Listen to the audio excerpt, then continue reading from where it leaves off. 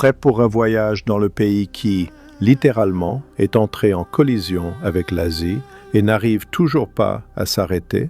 Un pays où une Ferrari pile devant une vache sacrée, tandis qu'à côté, indifférent à tout cela, dort un homme dont la vie n'a presque pas changé depuis 300 ans. La plupart des gens croient connaître l'Inde, grâce au Taj Mahal, au curry et aux danses de Bollywood. Mais c'est un peu comme prétendre connaître l'océan parce qu'on a trempé la main depuis une jetée. La vraie Inde vit plus profond, en couche invisible au premier regard. Elle est d'une complexité impossible, d'une contradiction impossible. Et c'est précisément pour ça qu'elle est impossible à quitter. Dans cet épisode, nous parlerons de la roulette gastronomique. Pourquoi la fameuse eau épicée au tamarin, servie dans un seau de rue, mettra à plat n'importe quel voyageur non préparé? Et pourquoi les locaux en redemandent? De la faune sans compromis. Comment l'Inde a accompli l'impossible en ramenant le tigre du Bengale du bord de l'extinction. Et pourquoi les autorités de Delhi ont dû engager des dresseurs avec de grands singes pour reprendre les bâtiments gouvernementaux aux bandes mafieuses de macaques. Bienvenue sur Planète Instinct. Si vous n'avez pas encore mis un like de voyageur, c'est le moment, parce que nous vous invitons dans le pays le plus contradictoire de la Terre. Nous vous invitons en Inde. Sous-continent, la géologie qui a changé la planète. Il y a 50 millions d'années, l'Inde a accompli quelque chose d'extraordinaire, même à l'échelle géologique. Elle a accéléré. La plaque tectonique indienne se déplaçait à une vitesse d'environ 20 cm par an. Pour un morceau de croûte de la taille d'un sous-continent, c'est comme foncer à pleine vitesse. Et elle est entrée en collision avec l'Eurasie. Aucune des deux plaques n'a cédé. À la place, la croûte terrestre s'est froissée et s'est soulevée. C'est ainsi que sont nés les Himalayas. Aujourd'hui, la plaque continue de se déplacer, d'environ 5 cm par an. Les montagnes grandissent encore, et chaque année, ce mouvement se rappelle silencieusement à nous par des séismes, au Népal, au Pakistan, dans le nord-est de l'Inde. Le sous-continent vit au-dessus d'un processus géologique qui ne s'est jamais interrompu depuis 50 millions d'années. Mais les Himalayas ne sont pas simplement un décor montagneux. C'est la plus haute barrière à la surface de la planète, et son existence détermine la vie de près de la moitié de l'humanité. Elle arrête les vents froids du nord, elle retient les nuages de mousson du sud, transformant certaines vallées en parmi les endroits les plus humides de la Terre. Elle alimente des fleuves, le Gange, l'Indus, le Brahmapoutre, qui ont nourri des civilisations bien avant que l'écriture et les villes n'apparaissent quelque part. Sans les Himalayas, l'Inde serait un pays différent. Elle n'existerait probablement pas du tout. La diversité des paysages qui en résulte n'a pas d'équivalent dans le monde. Le désert du Thar au nord-ouest, avec ses dunes et ses 50 degrés de chaleur. Les forêts de mangroves des Sundarbans à l'est, les plus grandes de la planète, où les tigres ont depuis longtemps appris à nager entre les arbres. Les Ghats occidentaux, avec des milliers d'espèces endémiques que l'on ne trouve nulle part ailleurs. Le plateau basaltique du Décan, trace d'un gigantesque volcanisme il y a 65 millions d'années. Et les îles Andaman, dans le golfe du Bengale, où parmi les récifs coralliens vivent des tribus qui ont délibérément refusé tout contact avec le monde extérieur. Tout cela, un seul pays, sous un seul drapeau. Tout cela, c'est l'Inde. La mousson, le souffle dont tout dépend. Chaque juin, un événement se produit au-dessus de l'Inde, plus important que n'importe quelle élection, rapport boursier ou scandale politique réunis. La mousson commence. Les vents humides de l'océan Indien se déplacent vers le nord, frappent le continent surchauffé, montent et s'abattent. Pas simplement sous forme de pluie, des averses qui peuvent, en quelques heures, déverser plus d'eau que certaines villes n'envoient en un an. Et toute l'Inde, du paysan du Rajasthan au trader de Mumbai, attend ce moment, organise sa vie autour de lui et prie pour qu'il arrive ni trop faible, ni trop fort. Une mousson faible, c'est la sécheresse, les mauvaises récoltes, la hausse des prix. Une mousson forte, ce sont les inondations, les routes emportées, les cultures détruites. Une mousson normale, une bénédiction accueillie comme un cadeau personnel. L'Inde se maintient en équilibre sur ce fil chaque année. Cherrapunji, dans l'état du Meghalaya, est l'un des endroits les plus pluvieux de la Terre. Certaines années, on y enregistre plus de 12 000 mm de précipitations, presque 10 fois la moyenne mondiale. Les nuages de mousson heurtent les montagnes locales et se vident littéralement à sec. Les habitants de Cherrapunji ne se demandent pas s'il va pleuvoir, ils se demandent quand exactement ça va s'arrêter. Et à quelques centaines de kilomètres de là, dans l'ombre des mêmes montagnes, le Rajasthan sec et ventilé. Même latitude, même pays. Mais les montagnes captent l'humidité avec une telle efficacité que de l'autre côté, c'est le désert. La mousson recrée l'Inde chaque année. À certains l'eau, à d'autres la sécheresse, à d'autres encore les inondations. Et tous l'attendent simultanément, comme le seul événement autour duquel tourne la vie d'un sous-continent entier. L'océan Indien, la mondialisation avant que le Muthing mondialisation n'existait. L'océan Indien est le troisième par la taille, mais peut-être le premier par son importance pour l'histoire humaine. Sur ces eaux circulaient des routes commerciales entre l'Afrique, l'Arabie, l'Inde et l'Asie du Sud-Est, bien avant que les Européens n'apprennent à construire des navires capables de gagner la haute mer. Épices, soie, coton, or, ivoire, tout cela circulait sur ces eaux depuis des millénaires. C'était la mondialisation avant même que le mot n'existe. Sa particularité tient à sa géographie. L'océan est fermé au nord. Le continent asiatique le barre comme un mur. Cela crée le système de mousson, l'alternance saisonnière des vents qui permettait aux navigateurs de calculer leur route avec une précision quasi mécanique. En hiver, le vent soufflait d'Asie vers le sud. Les navires voguaient vers l'Afrique et l'Arabie. En été, il s'inversait et les navires revenaient. Un moteur naturel du commerce, fonctionnant à l'heure sans jamais défaillir pendant des milliers d'années. Les navigateurs arabes le savaient un millénaire avant que le pilote portugais Ahmad ibn Majid ne guide Vasco de Gama de l'Afrique jusqu'en Inde en 1498. Quand Vasco de Gama atteignit la côte est africaine et engagea un pilote local, celui-ci ne fut pas surpris par un navire européen. Il fut surpris que les Européens ne sachent pas où aller. Dans l'océan Indien, tout était connu depuis longtemps, juste pas par eux. Aujourd'hui, environ 80% du trafic maritime mondial de pétrole transite par cet océan. Le détroit d'Ormuz est un point tellement critique que sa fermeture pendant quelques jours suffirait à provoquer une crise énergétique mondiale. L'océan qui transportait des épices et de la soie depuis des millénaires est devenu l'infrastructure critique de l'économie moderne. Il est toujours immense. Mais même les océans ont des limites, et les récifs coralliens des Maldives, qui blanchissent à chaque réchauffement des eaux, nous le rappellent. Et sur les îles Andaman, au beau milieu de cet océan, au XXIe siècle, vivent des gens qui n'ont jamais vu le monde extérieur. Les sentinelles de l'île Sentinelle du Nord tirent à l'arc sur n'importe quel bateau ou hélicoptère qui s'approche depuis des milliers d'années. Le gouvernement indien a officiellement renoncé à toute tentative de contact et interdit d'approcher l'île à moins de plusieurs kilomètres. Ils sont là, ils vivent, et ils ont très clairement fait savoir qu'ils n'ont besoin de personne. Épices et gastronomie. La street food qui met le touriste au lit pendant plusieurs jours. Quand Vasco de Gama atteignit les côtes de l'Inde en 1498, il cherchait une chose, des épices. Poivre, cardamome, cannelle, clous de girofle.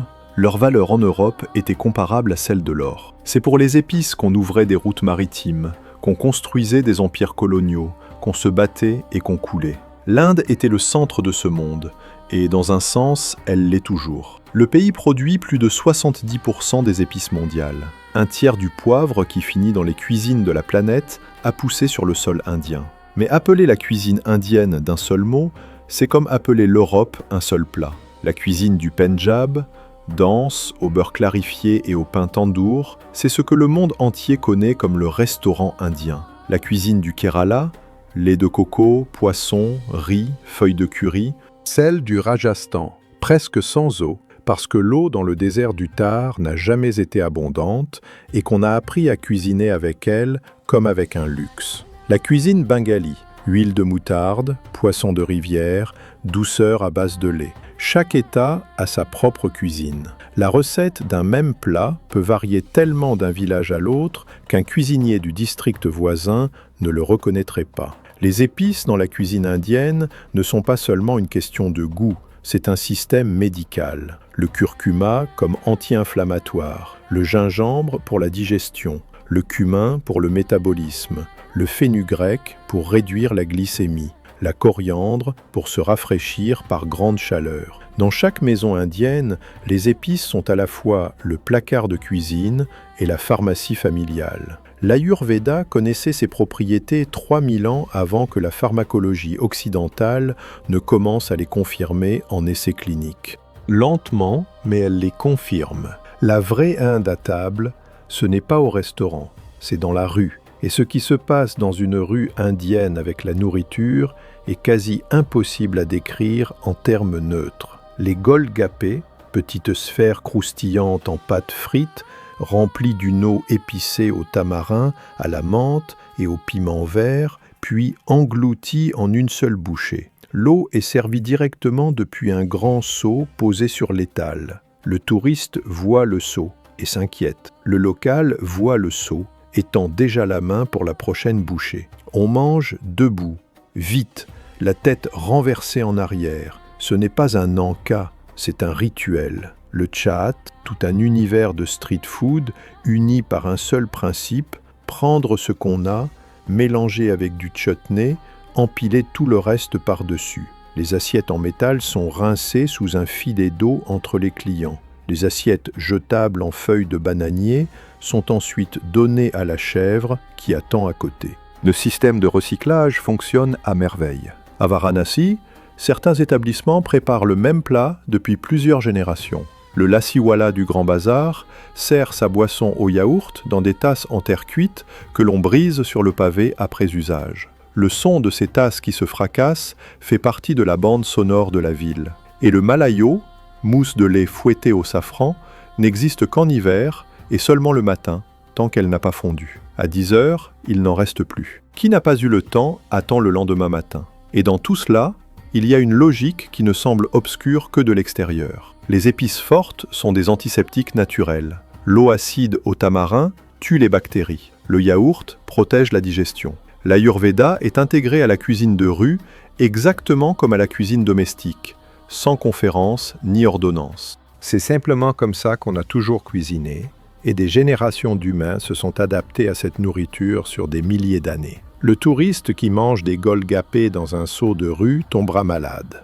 Le local, non. C'est le microbiome et l'immunité formée dès l'enfance. La street food indienne n'est pas pour les estomacs fragiles, elle est pour ceux qui sont nés dedans. Le Gange, le fleuve qui est plus qu'un fleuve. Il existe des fleuves plus longs que le Gange, plus puissants, écologiquement plus propres. Mais il n'existe pas d'autre fleuve qui compte autant pour autant de personnes. Le Gange est un être vivant dans la représentation de l'hindouisme, une déesse dans le monde des hommes, un lieu de mort et de renaissance, l'axe spirituel de la vie de 500 millions de personnes. Et en même temps, l'un des fleuves les plus pollués de la planète. Dans cette contradiction, à vrai dire, réside toute l'Inde. Le Gange prend sa source à Gomukh, un glacier dans les Himalayas du Garhwal, à plus de 4000 mètres d'altitude. Là, l'eau est froide, transparente, de montagne. Elle passe par Varanasi, la ville sacrée où les hindous rêvent de mourir, puis à travers les plaines du Bihar et du Bengale occidental, et se jette dans le golfe du Bengale après environ 2500 km. En chemin, elle nourrit, directement ou indirectement, environ 40% de la population indienne.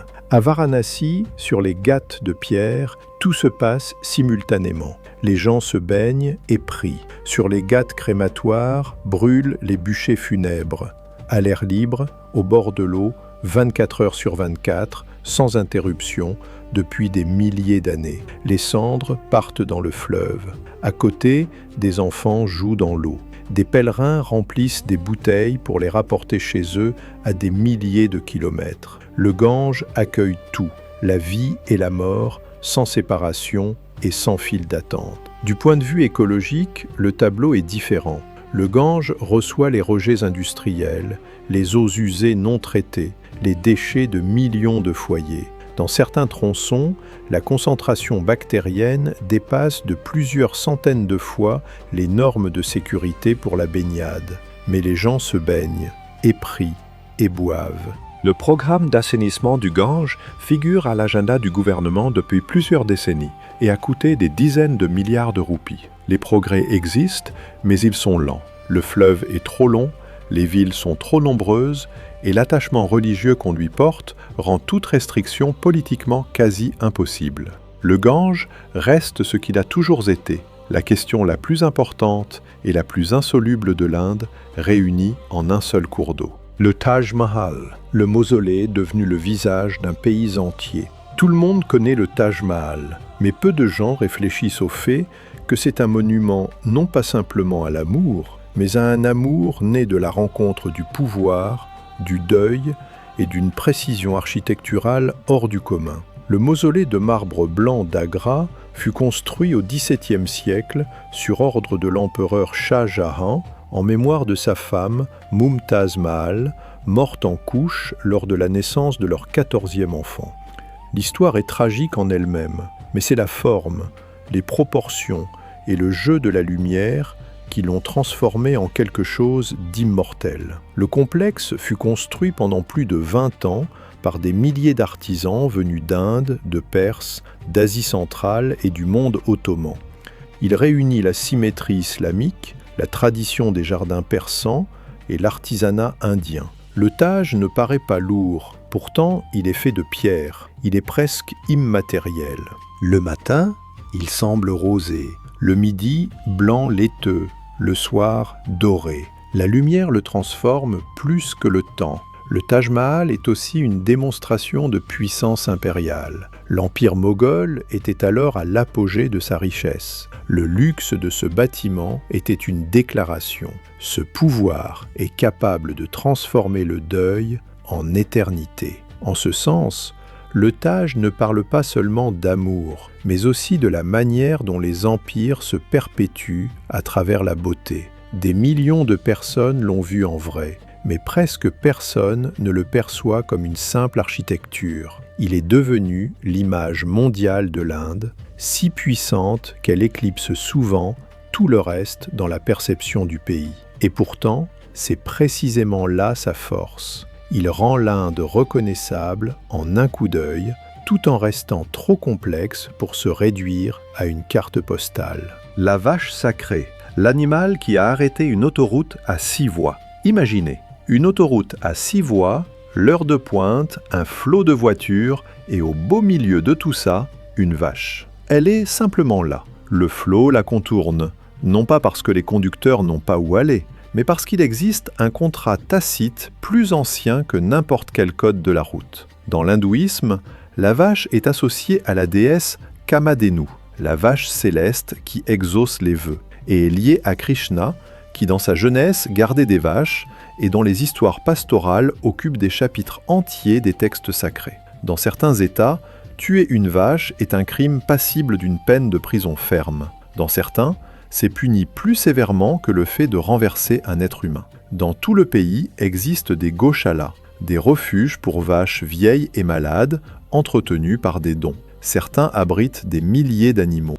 On ne peut pas laisser une vache mourir dans la rue, ni la donner à l'abattoir. Mais la garder indéfiniment est aussi trop coûteux. La goshala est la solution indienne à ce dilemme. Le devoir religieux est accompli, l'animal est à l'abri, la conscience est tranquille. Pourtant, l'Inde figure parmi les 3 plus grands exportateurs de viande bovine au monde. Cela semble une contradiction directe, jusqu'à ce qu'on examine les détails. La majorité du bétail abattu, ce sont des buffles. Le buffle ne jouit pas du statut sacré. L'abattage des buffles est autorisé dans la plupart des États, et c'est bien de la viande de buffle qui est exportée sous le terme de buffalo beef. Juridiquement, pas de la vache. Religieusement, pas une infraction. Économiquement, des milliards de dollars. L'Inde s'est trouvé des solutions qui respectent simultanément toutes les règles sans entraver le commerce. C'est un talent national à part entière. Mais à l'intérieur du pays,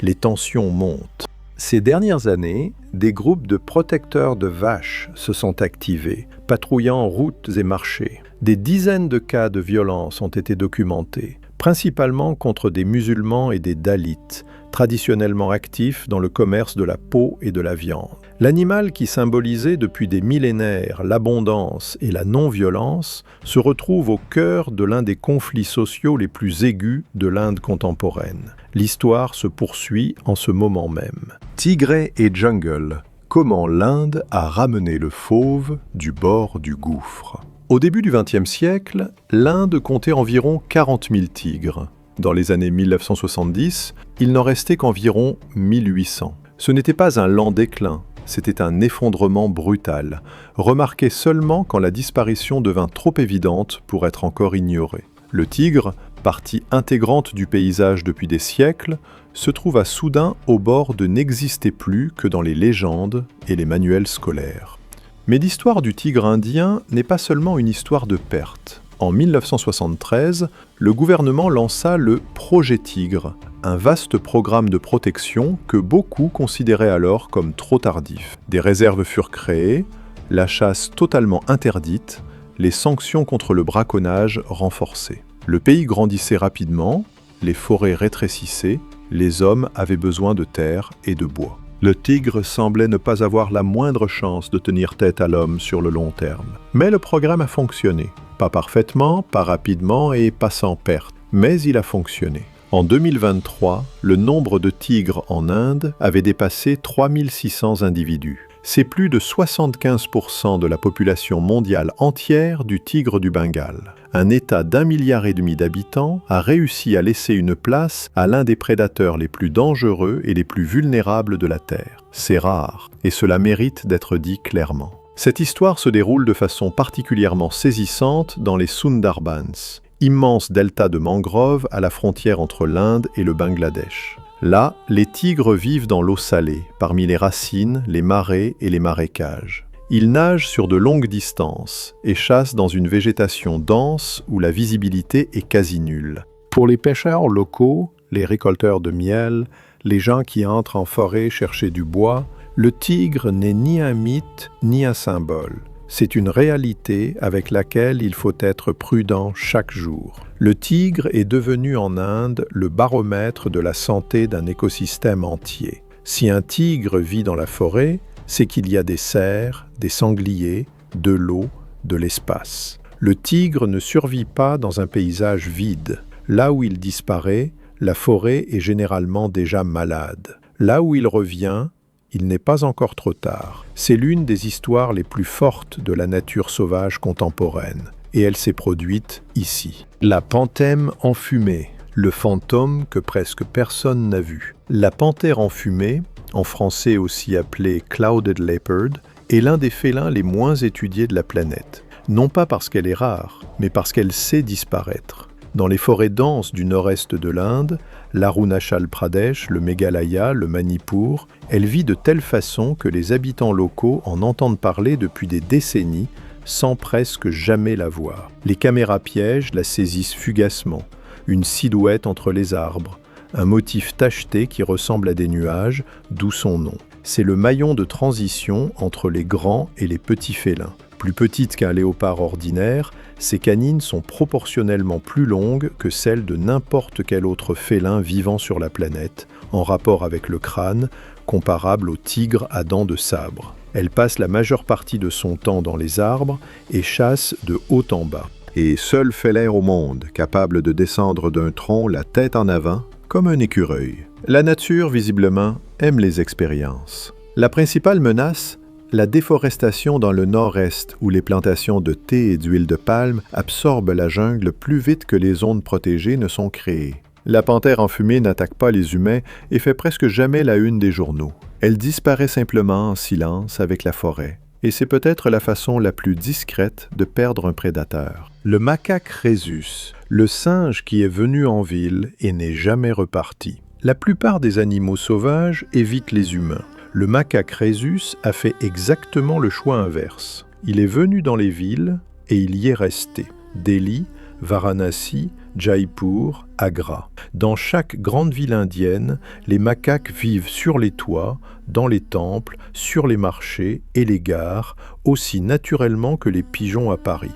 Sauf que les pigeons ne volent pas la nourriture des mains et n'ouvrent pas les fenêtres mal fermées. Le rhésus est l'un des primates les plus adaptables de la planète. omnivore absolu. Fruits, grains, restes, offrandes dans les temples, tout est bon. Il apprend vite, mémorise itinéraire et visage, distingue ceux qui l'ont nourri de ceux qui l'ont chassé. Hiérarchie sociale stricte. Des affrontements entre groupes pour un marché ou un quartier surviennent régulièrement et ressemblent à de véritables opérations territoriales bien organisées. Dans l'hindouisme, le singe est associé au dieu Hanuman, le dieu singe guerrier, symbole de force et de dévotion. Ce qui rend le macaque rhésus pratiquement intouchable dans de nombreuses régions du pays.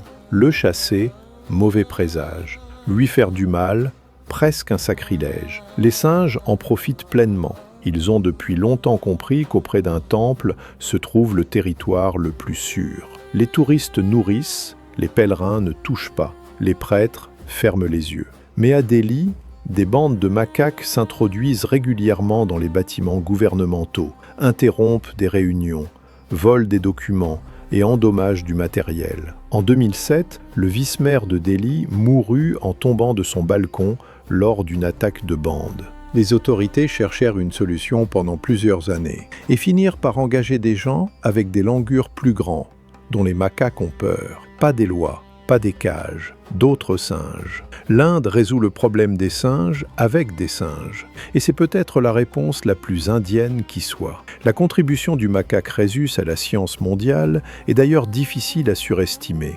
C'est grâce à lui qu'on a découvert le facteur rhésus sanguin, ce RH qui figure désormais dans chaque dossier médical. C'est sur les macaques qu'on a mis au point le vaccin contre la polio. Les premières expériences spatiales avec des primates, c'était aussi des rhésus. Ce petit singe rougeâtre à l'air affairé a sauvé plus de vies humaines que la plupart de ceux qui le chassent. La panthère des neiges, le maître des montagnes que presque personne n'a vu, et ce n'est pas un hasard. Les habitants locaux appellent la panthère des neiges le fantôme des montagnes. Et ce n'est pas une exagération poétique. Elle vit à des altitudes allant de 3 à 5500 mètres, là où l'air est raréfié, où la température en hiver descend en dessous de -40 et où les falaises sont quasi verticales. Les scientifiques ont étudié pendant des décennies ces traces, ces excréments et les restes de ses proies, mais pas l'animal lui-même. Les premières photographies de qualité dans la nature n'ont été obtenues que dans les années 1970. Avant cela, la science occidentale ne disposait essentiellement que de peaux et de récits de chasseurs. La panthère des neiges est une machine parfaite pour la vie en montagne. Ses larges pattes fonctionnent comme des raquettes à neige. Sa longue queue touffue, presque aussi longue que son corps, lui sert de balancier lors des bonds sur les rochers, et d'écharpe. En dormant, elle l'enroule autour de son museau pour protéger son nez du gel. Sa robe gris fumé avec des rosettes sombres la rend pratiquement invisible sur fond de roche, même à quelques mètres. La nature a mis des millions d'années à rendre cet animal invisible. Elle y est parvenue. Dans les Himalayas indiens, au Ladakh, dans l'Himachal Pradesh, l'Uttarakhand et le Sikkim, on dénombre entre 400 et 700 individus. Il est impossible de donner un chiffre exact. Compter un animal qui vit dans des montagnes inaccessibles et sait se cacher est extrêmement difficile. La principale menace n'est pas le braconnage en lui-même. La principale menace, c'est le conflit avec les éleveurs. Quand la panthère descend plus bas et s'en prend au bétail, l'éleveur perd son gagne-pain. La réaction est prévisible. Là où des programmes d'indemnisation fonctionnent, l'attitude envers la panthère change. Là où il ne fonctionne pas, elle reste l'ennemi. Le sort de la panthère des neiges en Inde ne se décide pas dans les réserves ni dans les bureaux ministériels. Il se décide dans la conversation entre l'État et l'éleveur à qui on a pris une chèvre cette nuit. L'éléphant, le paysage qui a appris à marcher.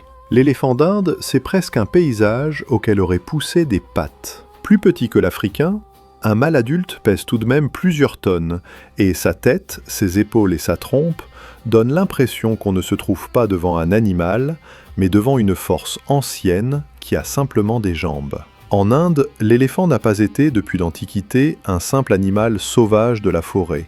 Il faisait partie de la civilisation, symbole de pouvoir, de mémoire, de patience. On construisait sur son dos des tours de combat portatives. Il frayait la voie à travers les jungles. Il ornait les processions, était gravé sur les pièces de monnaie et les temples. Dans la nature, les éléphants vivent en groupes familiaux étroitement organisés sous la direction des femelles. Le troupeau se souvient des sentiers, des points d'eau et des routes saisonnières, en empruntant parfois les mêmes passages pendant des décennies.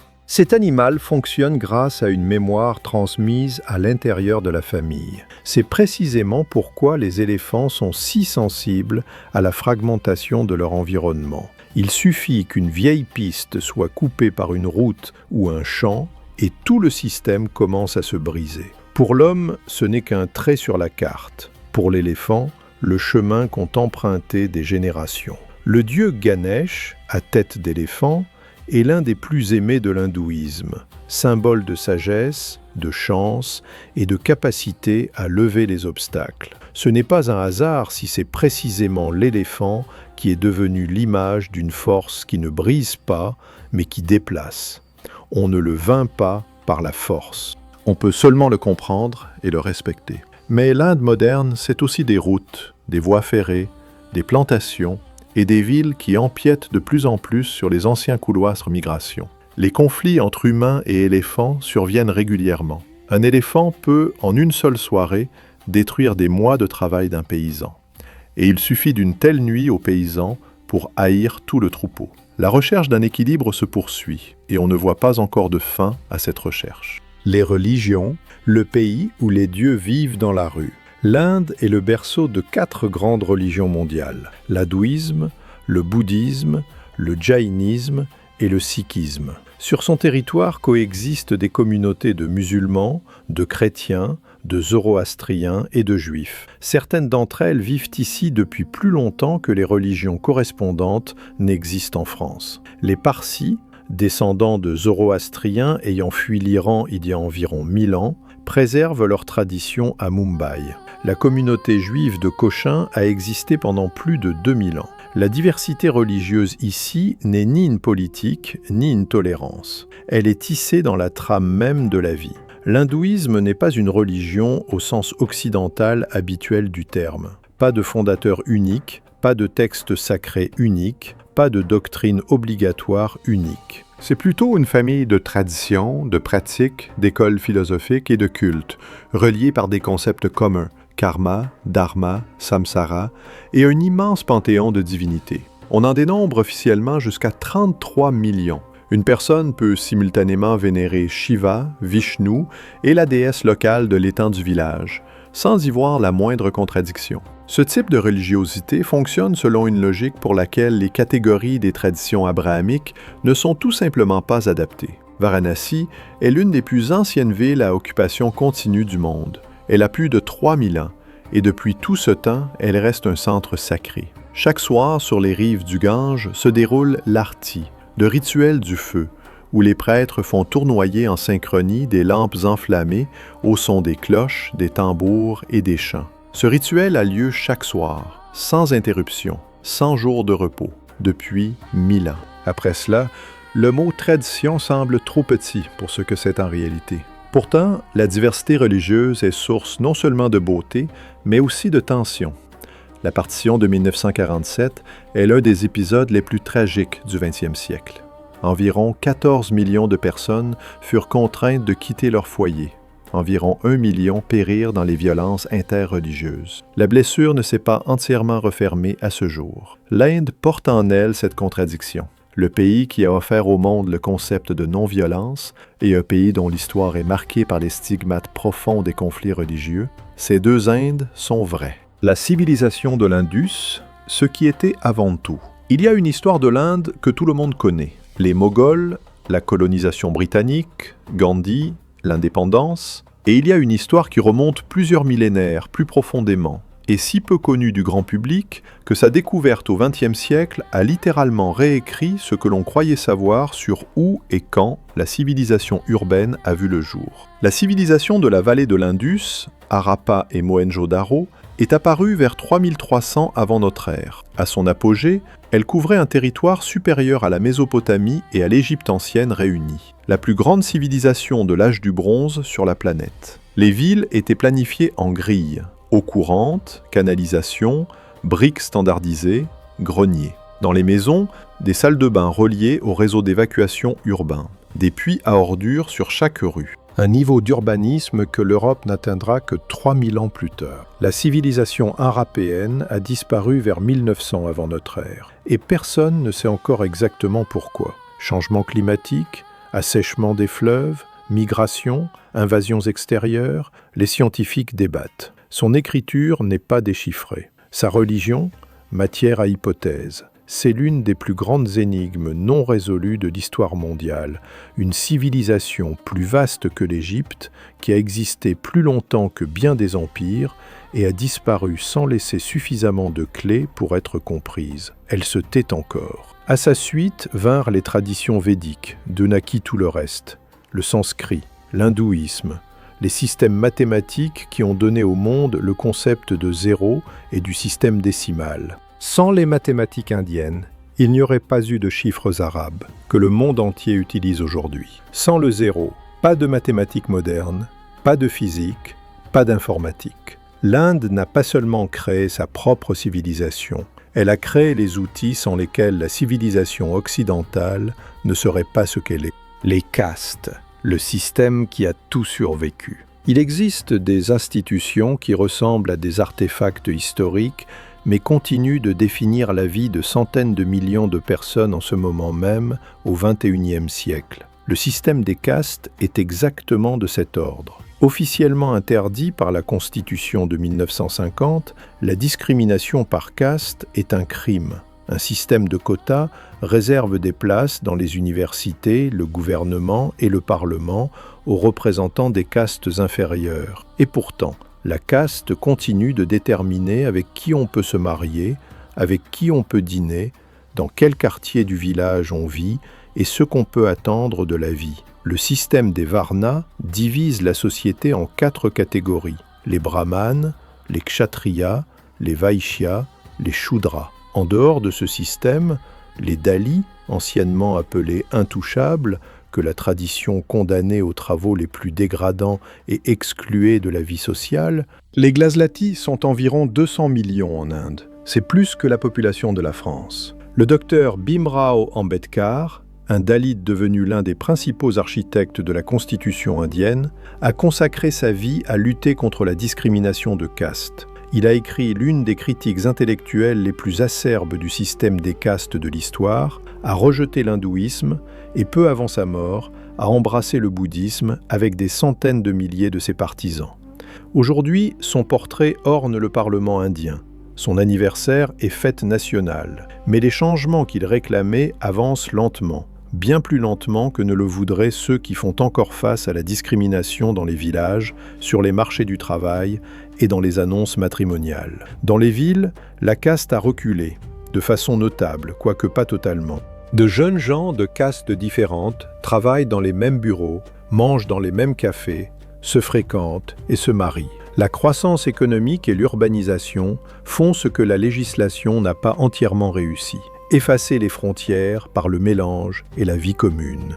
Mais la transition n'est pas achevée. La caste survit dans les préférences matrimoniales, les identités politiques, la structure du pouvoir villageois. L'Inde change. Certaines choses, plus lentement qu'on le souhaiterait. Mumbai, la ville qui prouve qu'il n'y a pas de limite. Mumbai n'est pas seulement une ville, c'est l'idée de ce que peut être une ville si l'on supprime toutes les limites de densité, de vitesse et de contraste. Plus de 20 millions de personnes sur une superficie comparable à une petite ville européenne. Capitale financière du pays, maison de Bollywood, la plus grande industrie cinématographique du monde en nombre de films produits, principal port maritime, et l'endroit où les appartements les plus chers d'Asie se trouvent en vue directe de l'un des plus grands bidonvilles de la planète. Dharavi est l'un des symboles de ce contraste. Un quartier d'environ 1 million d'habitants sur un peu plus de 2 km². Vue du ciel, une mosaïque dense de toits sans 1 mètre carré libre. À l'intérieur, un labyrinthe de rues larges comme 2 personnes, d'ateliers, de logements, de boutiques. C'est là qu'est recyclé environ 80% du plastique de Mumbai. On y trouve des ateliers de tannerie, des boulangeries, des entreprises textiles. Le chiffre d'affaires annuel de Dharavi, des centaines de millions de dollars. Ce n'est pas une pauvreté passive, c'est une économie active, fonctionnant dans des conditions que la plupart des gens ne pourraient pas s'imaginer. À quelques kilomètres de là, Antilia, la résidence privée de la famille Ambani. 27 étages, 3 héliports, 6 niveaux de parking, un personnel de plusieurs centaines de personnes, considérée comme la résidence privée la plus chère du monde. Dans la même ville, en vue directe, Mumbai ne dissimule pas cette contradiction et n'essaie pas de la lisser. Elle existe simplement, comme un fait visuel permanent. Bollywood produit plus de 1000 films par an et touche une audience qui, par sa taille, dépasse celle d'Hollywood. Pour des centaines de millions de personnes à travers le monde, en Afrique, en Asie centrale, au Moyen-Orient, le cinéma indien n'est pas une exotique, mais un environnement culturel familier. Et cette ville, malgré tout son poids et sa surpopulation, continue d'attirer des gens de tout le pays, parce qu'elle offre ce qu'offre toute grande ville, une chance. Pas garantie, pas égale pour tous, mais réelle. Technologies, le pays qui ne rattrape pas son retard, il trace sa propre route. En 2023, l'Inde est devenue le 4e pays au monde à atteindre la Lune et le premier à poser un engin dans la région du pôle Sud, là où personne n'était allé avant. La mission Chandrayaan-3 a coûté environ 75 millions de dollars. À titre de comparaison, la production du film Interstellar a coûté plus cher. L'Organisation indienne pour la recherche spatiale, l'ISRO, est connue dans le monde entier précisément pour cela. Sa capacité à faire ce que d'autres agences font pour des milliards, pour des dizaines de millions. Ce n'est pas un hasard, c'est le résultat d'une culture d'ingénierie où le budget limité n'est pas un obstacle, mais une donnée du problème. Le premier satellite indien fut lancé en 1975 sur une fusée soviétique, faute d'en avoir une propre. Les composants de la fusée vers le premier pas de tir furent acheminés à bicyclette dans un village de pêcheurs. Aujourd'hui, l'Inde lance des satellites étrangers à titre commercial, rivalisant avec les fournisseurs européens et américains sur le prix. En 2017, une seule fusée PSLV a mis sur orbite 104 satellites simultanément, un record mondial à l'époque. Ce chemin a pris moins de temps que n'en existent certaines compagnies aériennes européennes. Bangalore, la capitale technologique du pays, abrite les divisions d'ingénierie de Google, Microsoft, Amazon, IBM et de centaines d'autres multinationales. Non pas des centres d'appel, des équipes d'ingénieurs développant des produits pour les marchés mondiaux. Les instituts de technologie indiens acceptent environ 2% des candidats. La concurrence est plus rude qu'à l'école polytechnique. Le résultat, Sundar Pichai chez Google, Satya Nadella chez Microsoft, Shantanu Narayen chez Adobe. L'Inde exporte de l'intelligence de façon aussi systématique que l'Arabie saoudite exporte du pétrole. En 2009, le gouvernement a lancé le système d'identification biométrique ADAR, un identifiant numérique lié aux empreintes digitales et à la rétine. Aujourd'hui, plus d'1,3 milliard de personnes en sont équipées. La plus grande base de données biométriques de l'histoire de l'humanité. Elle a permis à l'État de verser directement des subventions aux plus pauvres en contournant des intermédiaires corrompus. Rien que sur ce point, les économies réalisées se chiffrent, selon les données officielles, en dizaines de milliards de dollars. Les questions de vie privée et de surveillance demeurent. L'Inde les a résolues à l'indienne. Déployer le système, remettre les débats à plus tard. L'UPI, interface de paiement unifiée, est une autre innovation indienne qui a silencieusement transformé la façon dont 1 milliard de personnes gèrent son argent.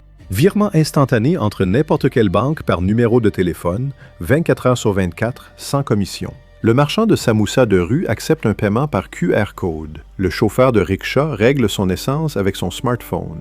En 2023, plus de 100 milliards de transactions sont passées par UPI. Les systèmes de paiement américains et européens l'étudient comme modèle. Un pays que l'on a coutume de qualifier de « en développement » a, dans le domaine des paiements numériques, devancé la plupart des économies dites avancées. L'Inde ne se développe pas de façon linéaire. Elle avance par bonds, en sautant des étapes que d'autres pays ont franchies dans l'ordre. Pas d'époque du téléphone fixe, directement les mobiles. Pas d'infrastructure bancaire développée dans les campagnes. Directement les paiements numériques. Pas de décennies de conquête spatiale progressive. Directement le pôle sud de la Lune. Un parcours imprévisible, irrégulier, parfois illogique vu de l'extérieur, mais qui, à chaque fois, mène là où personne ne l'attendait. Les Himalayas, la frontière entre les mondes. Si l'on regarde les Himalayas depuis la plaine, c'est un mur, blanc, irrégulier, s'élevant plus haut qu'il ne semble possible. L'Everest, le Kanchenjunga, le Nanda Devi, 8 des 10 plus hauts sommets de la planète se trouvent ici ou dans le Karakoram adjacent. Nous avons d'ailleurs un épisode plus complet sur les Himalayas, vous pourrez les découvrir dans la vidéo sur le Tibet. Donc, les Himalayas, c'est la plus haute barrière à la surface de la Terre, séparant un monde climatique d'un autre. Les voir depuis les airs, c'est voir comment la planète a brisé sa propre croûte et l'a soulevée au bord de la stratosphère. De l'autre côté, le plateau tibétain, le plus haut plateau de la planète avec une altitude moyenne supérieure à 4500 mètres. Un monde à part, avec sa propre culture, son histoire et son écologie. La frontière créée par les Himalayas a arrêté les conquérants mongols qui avaient traversé la majeure partie de l'Eurasie. Elle a isolé le Népal et le Bhoutan de la pression coloniale directe, à une époque où tout le reste de la région était partagé entre les puissances européennes. Elle a créé sur ses pentes des cultures uniques, Ladakhi, Garhwali, Sikkimaises, façonnées à la fois par les traditions indiennes et tibétaines, mais n'appartenant pleinement à aucune des deux. Les personnes vivant à ces altitudes depuis des millénaires se sont adaptées physiologiquement. Leur sang transporte l'oxygène plus efficacement. Une adaptation génétique documentée, identifiée dans des gènes spécifiques. Les fleuves nés dans les Himalayas alimentent près de 2 milliards de personnes. Le Gange, l'Indus, le Brahmapoutre, l'Irrawaddy, le Mékong, tous commencent ici, dans les glaciers et les neiges. Les Himalayas sont appelés le château d'eau de l'Asie, et c'est une définition techniquement précise. Sans leur neige, la moitié du continent serait une lande aride, mais ce système est menacé. Les glaciers himalayens fondent plus vite que la plupart des autres glaciers de la planète. Selon les glaciologues, environ 40% du volume de glace himalayenne pourrait disparaître d'ici la fin du siècle au rythme de réchauffement actuel. D'abord, une augmentation du débit à mesure de la fonte. Ensuite, une diminution progressive quand la glace viendra à manquer. Les fleuves qui ont nourri des civilisations pendant des millénaires commenceront à se tarir en saison sèche. La compétition pour l'eau entre l'Inde, le Pakistan, la Chine et le Bangladesh s'intensifiera. Les Himalayas fondent, et c'est peut-être le phénomène le plus lent et le plus grave de ce qui se passe en Inde en ce moment. Au Sikkim, le Kanchenjunga, 3e plus haute montagne du monde, est officiellement fermé à l'escalade. Les autorités de l'État ont interdit les ascensions à la demande de la population locale qui considère la montagne comme sacrée. Dans un monde où chaque sommet est tenté d'être gravi, cela ressemble à une réponse silencieuse et ferme à la question de ce qui compte davantage, le record ou le respect. L'Inde est impossible à expliquer. On peut seulement l'accumuler. Comme des couches de roches sédimentaires, chaque visite suivante, chaque conversation, chaque voyage dans un nouvel état ajoute quelque chose qui ne cadre pas avec la version précédente de la compréhension. Celui qui a vécu 1 an en Inde pense commencer à la comprendre. Celui qui en a vécu 10 est certain que non. Ce n'est pas une particularité de la Puykness, c'est une propriété du pays lui-même. C'est le pays qui a inventé le zéro et a ainsi donné à l'humanité les mathématiques dans leur forme moderne. Le pays qui a offert au monde le concept de non-violence et a survécu à l'une des partitions les plus sanglantes du 20e siècle. Le pays où Gandhi est sorti avec son bâton contre un empire et a gagné. Où Ambedkar a rédigé la Constitution, étant un homme à qui sa naissance refusait le droit de boire à un puits commun. L'Inde fabrique ses héros de n'importe quel matériau. 1,5 milliard de personnes parlent des langues qui parfois ne se comprennent pas plus qu'un Français ne comprend un Chinois. Le tamoul et l'hindi ne sont pas des dialectes. Ce sont des familles linguistiques différentes, des alphabets différents, des traditions littéraires différentes. Il y a entre eux plus de distance qu'entre le français et l'arabe. Et pourtant, le pays tient. 70 ans et plus en tant que démocratie, sans aucun coup d'État militaire. Pour un pays de cette taille et de cette complexité, c'est en soi une réussite historique que l'on apprécie rarement à sa juste valeur. À Bangalore, des ingénieurs écrivent du code pour des missions martiennes. À quelques heures de route, des villages sans électricité fiable, où le mariage est encore négocié entre familles selon la caste et l'horoscope. À Mumbai, des chirurgiens opèrent avec la robotique. Au Rajasthan, des guérisseurs soignent avec des recettes vieilles de 1000 ans. Tout cela coexiste, non pas comme un problème à résoudre, mais simplement comme un fait. Des vitesses différentes du temps dans un même pays. Des vaches sacrées bloquent la circulation. Des fusées s'élèvent vers le ciel. Des moines lisent des textes vieux de 3000 ans. Des programmeurs écrivent des algorithmes qui n'existaient pas hier. Des millions de personnes se baignent à l'aube dans un fleuve qu'ils considèrent comme une déesse. À côté, brûlent des bûchers funèbres. Des enfants jouent au bord de l'eau.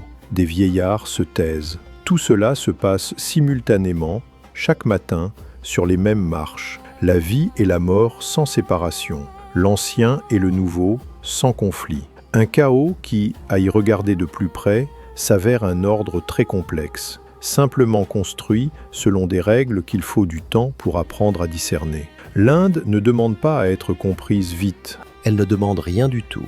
Elle existe simplement, à son rythme, selon sa logique, dans son incroyable densité. Elle était là avant la plupart des civilisations qui se croient anciennes. Elle a survécu aux conquêtes, à la colonisation, à la partition, aux famines, aux épidémies et aux révolutions. Et chaque fois a continué d'être elle-même. Non pas parce qu'elle était protégée, mais parce qu'elle était trop grande, trop complexe et trop vivante pour devenir autre chose. Il y a des pays qu'on peut voir, des pays qu'on peut comprendre. L'Inde fait partie de ceux qu'on ne peut que ressentir. Et encore, pas entièrement. Et encore, pas tout de suite. Elle continue, elle a toujours continué, elle continuera.